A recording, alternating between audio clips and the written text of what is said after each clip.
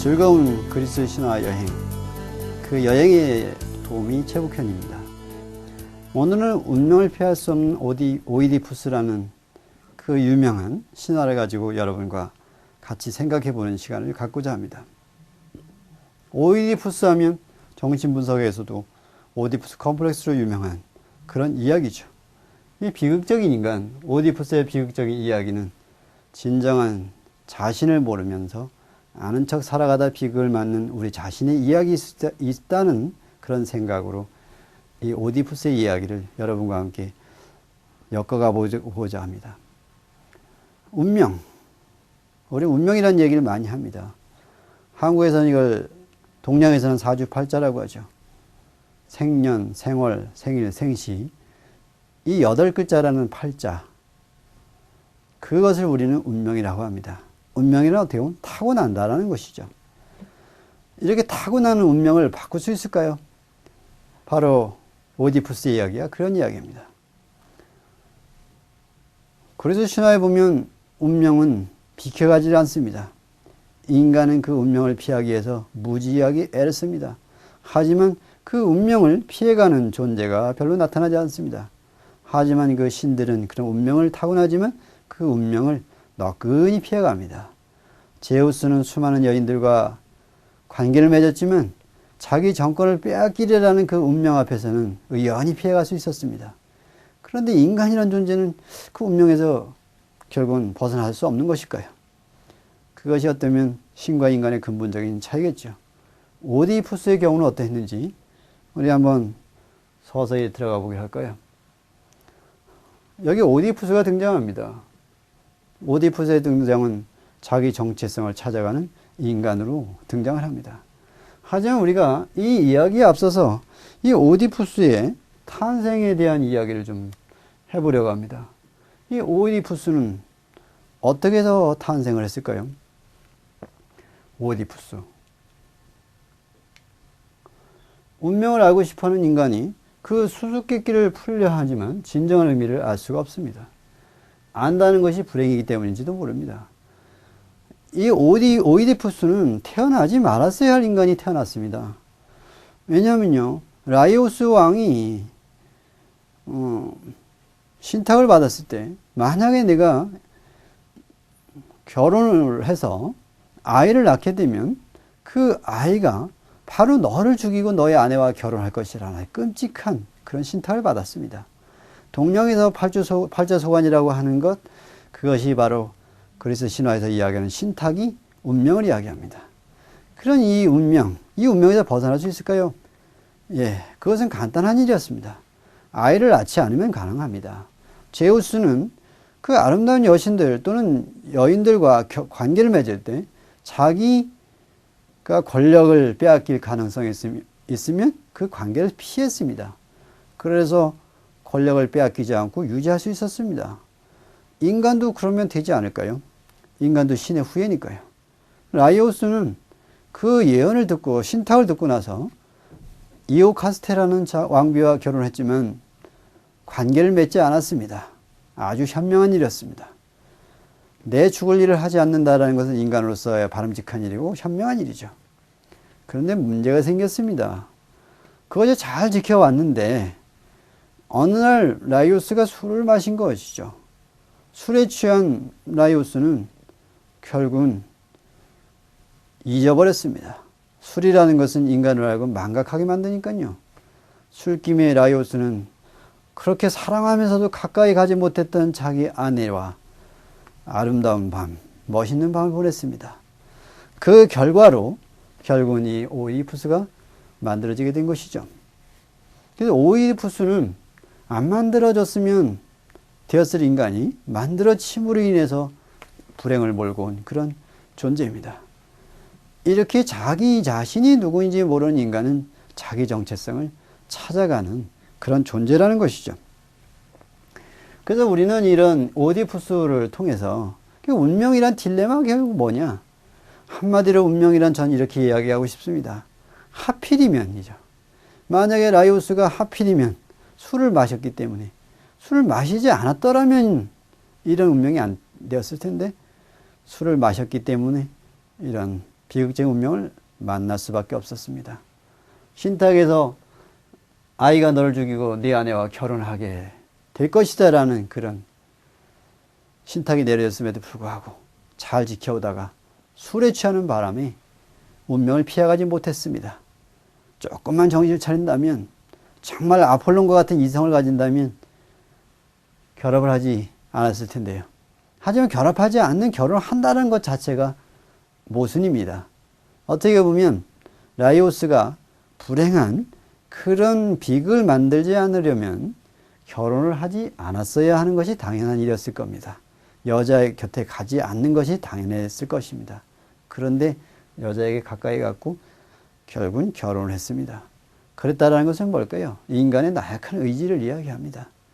이 나약한 의지를 가진 인간은 운명을 피하기가 무척 어렵습니다. 하지만 운명이라는 것은 피할 수 없다라고 정해진 건 아닙니다. 피할 수 있음에도 불구하고 너희 인간은 나약하다라는 것을 신들은 보여주고자 하는 겁니다. 그래서 결국은 오이디푸스는 탄생을 했습니다. 이런 운명이란 딜레마를 안고 태어난 아이, 오이디푸스. 결국은 내가 이 아이에게 죽는다는 것을 생각한 라이오스는 그냥 버려둘 수가 없었기 때문에 자기 수하에 있는 양치기로 하여금 이 아이를 갖다가 버리게 만듭니다. 산에다가 버리게 되는데 그냥 버릴 수가 없습니다. 왜냐하면 그리스의 관습에서는 멀쩡한 아이를 버리면 그것은 벌을 받는 일이기 때문입니다. 병신을 만들면 병신을 갖다 버려도 됩니다. 처녀가 아이를 낳았으면 처녀가 낳은 아이도 버릴 수가 있습니다. 하지만 그 처녀가 낳은 아이는 사람들이 많이 보이는 곳에다가 버려야 된다는 원칙이 있었고요. 이 불구를 안고 태어난 아이는 아무 때나 버려도 관계없었습니다. 죽여도 관계없었습니다. 그만큼 이 그리스인들의 심정에는요, 불구를 안고 태어난 아이는 태어날 때부터 이미 벌을 받고 태어난 아이로 생각을 했기 때문에 없애도 관계가 없었습니다. 그래서 멀쩡하게 태어난 오이디푸스에게 발등에다가 대못을 박았습니다. 그 어린 것에게요. 어린 것에게 못을 박음으로 인해서 병신을 만들었던 거죠. 병신을 만들어서 이제 기타 이런 산에다가 다 버리게 된 것이죠. 이게 버려진 아이, 죽으라고 버려진 아이가 결국은 죽지 않고 차마 죽일 수 없었던 이 양치기는, 그 테베 양치기는 코린토스 왕의 수하에 있는 양치기에게 넘기고 말았던 겁니다. 그래서 오디푸스라는 말은 결국은 이 발이 부풀었다라는 그런 의미를 가지고 태어났습니다. 멀쩡한 아이가 병신이 돼서 태어났습니다. 그래서 오디푸스는요, 여기서 우리가 알 수 있는 것은 본질적인 딜레마를 안고 태어난 숙명의 아이입니다. 거기다가 불행한 탄생을 가졌다는 건 뭘 의미할까요? 이 아이는 어려서부터 신경증적인 그런 것이 내재되어 있는 그런 아이입니다. 그리고 정신적 기형아이기도 합니다. 우리가 이야기하는 바로 신체적인 기형이 아니라 정신적인 기형을 이야기하는 것이 바로 이런 오디푸스의 이야기입니다. 이것이 결국은 오디푸스의 몰락의 원인이 되었다는 것이죠. 애초부터 몰락의 그런 원인을 안고 태어난 오디푸스입니다. 자, 이 오디푸스가 이 사람을 만납니다. 바로 스핑크스라는 이 존재를 만나는데, 이 존재는 결국은 여기서 제가 이야기하고 싶은 것은 뭐냐면, 유혹 앞에서 정신을 차리지 못한 우리는 모든 것을 놓치고 만다. 한문에도 그런 게 있죠. 정신일도 하면 이루지 못할 일이 없다라는 그런 이야기가 있습니다. 이런 것처럼, 이 그림에서 보여주는 것처럼 이 매혹적인 눈에도 결국은 오디푸스는 자기 딜레마를 안고 태어났기 때문에 누구보다도 성숙한 삶을 살 수 있었습니다. 왜냐고요? 딜레마가 있는 인간은 그 딜레마를 벗어나기 위해서 노력을 합니다. 내가 충만한 사람이라고 생각했을 때 그 인간은 어떻게 보면요, 그 오만에 빠져서 자기 개발을 안 합니다. 그런데 이 오디푸스는 항상 불구자라는 컴플렉스를 안고 살아가고 있었습니다. 이 오이디푸스가 여기까지 오기에는 물론 여러 가지 과정이 있었습니다. 코린토스 양치기에게 넘겨져서 그 마침 아들이 없이 살았던 그 왕은 이제 이 오이디푸스를 양자로 삼아서 자기 아들로 삼아서 키웠습니다. 오이디푸스는 당연히 갓난아기 때 갔기 때문에 자기 아버지인 줄 알았고 자기 어머니인 줄 알았고 그렇게 그곳에서 자라났습니다. 하지만 어느 순간이 오면 본능적이든 어떤 소문에 의해서든 지금에 있는 사람이 자기의 아버지가 아니고 어머니가 아니라는 것을 깨닫게 되는 순간이 오는데 바로 오디푸스에게 그런 순간이 왔습니다. 소문이 들려옵니다. 지금 자기가 아버지라고 생각하고 어머니라고 생각하는 이분들이 자기의 친부모가 아니라는 것이죠. 이런 이야기를 듣게 된 오디푸스는 이제 정체성 혼란에 빠집니다. 그래서 이제 자기의 진정한 모습을 발견하기 위해서 밖으로 나가게 되는 것이죠. 자기의 정체성, 그래서 자기의 운명에 대해 알게 됩니다. 그 운명이란 뭐냐면 신탁을 받아본 결과 신탁에서 자기의 아버지를 죽이고 어머니와 결혼할 그런 운명을 타고냈다는 그 이야기를 듣자 오디푸스는 집에 머물 수가 없었습니다. 집을 떠나야만 했습니다. 왜냐하면 자기 아버지를 죽인다는 그 운명을 타고났다면 그 자리를 피하는 것이 가장 순리라고 생각했기 때문입니다. 라이오스 왕이 오디푸스를 낳지 않게 해서 여자와의 관계를 꺼렸다면 이 오디푸스는 그 신탁에서 벗어나기 위해서 집을 떠나기로 결심을 합니다. 지금에 있는 아버지가 진정한 아버지라고 여겼고 지금에 있는 어머니가 자기의 진정한 어머니라고 여겼는데 내가 저 아버지, 나를 키워준 아버지를 죽이고 저 어머니, 나를 사랑하는 어머니와 결혼한다고 생각하니까 너무나도 끔찍했습니다. 그래서 오디푸스는 집을 나섰고요. 집을 나선 결과 어떻게 되었습니까? 결국은 오디푸스는 길거리에서 자기의 친아버지인 라이오스 이람과 만나게 되는 거죠. 라이오스는 거기에 왜 왔을까요? 여기서도 우리는 하필이면이라고 이야기할 수 있습니다. 그 넓고 넓은 세상에 왜 하필이면 오이디푸스가 가는 곳에 라이오스 왕이 맞닥뜨리게 되는 것일까요? 운명이라는 그런 거죠. 어떻게 보면 우연을 가장하고 찾아오는 것이 운명일지도 모릅니다. 이런 운명 앞에서 두 사람이 맞닥뜨려지게 된 것이죠. 라이오스 왕은 그곳에 왜 왔냐고요? 거기에서는 이 스핑크스, 바로 이 스핑크스가 나타나가지고 이 괴물이 나타나서 수많은 사람을 죽이고 고통을 줍니다. 결국 왕이 가까운 사람들까지도 죽어 없어지는 그런 불행을 맞이합니다. 알 수 없는 묘한 수수께끼를 내가지고 그 수수께끼를 못 맞추는 사람을 죽이는 이 스핑크스, 태배의 길목을 지키는 이 스핑크스, 이 괴물로부터 벗어나려면 어떻게 해야 될까? 그 신탁을 받으러 온 라이오스가 신탁을 받아가지고 돌아가다가 결국은 오디푸스와 맞닥뜨리게 되었던 것이죠. 오디푸스는 물론 한 명이었습니다. 그리고 라이오스 일행은 여러 명이었습니다.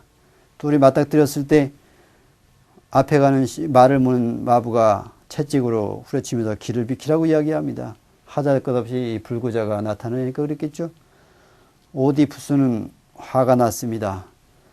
그래서 오디푸스는 거기에서 이 들고 다니던 지팡이로 그 일행을 다 때려 죽이게 됩니다. 왜 하필이면 이 지팡일까요? 병신을 만들어준 지팡이입니다. 누가요? 라이오스가요. 라이오스가 발등에다가 못을 쳐박았기 때문에 병신이 된 이 오디푸스는 항상 다닐 때 이 지팡이를 짚고 다닐 수밖에 없었습니다. 이 지팡이는요, 걸어 다니는데 불편을 없애주는 역할도 하지만 이것은 자기 호신용으로 쓰여졌던 겁니다. 이 호신용이 분노를 일으킴으로 인해 가지고 결국은 이것이 남을 공격하는 무기가 되고 말았습니다. 자, 이제 라이오스는 이 들고 다니던 지팡이, 날카로운 창끝이 달린 이 지팡이에 의해서 잔인하게 죽임을 당했죠. 그 중에서도 용케 한 명만 빠져나가서 살 수가 있었습니다. 이렇게 해서 결국은 라이오스 왕은 오디푸스에 의해서 죽임을 당하고 말았습니다. 자, 그러면 결국은 운명이라는 것은 피할 수 없다라는 것이 서서히 드러나게 됩니다.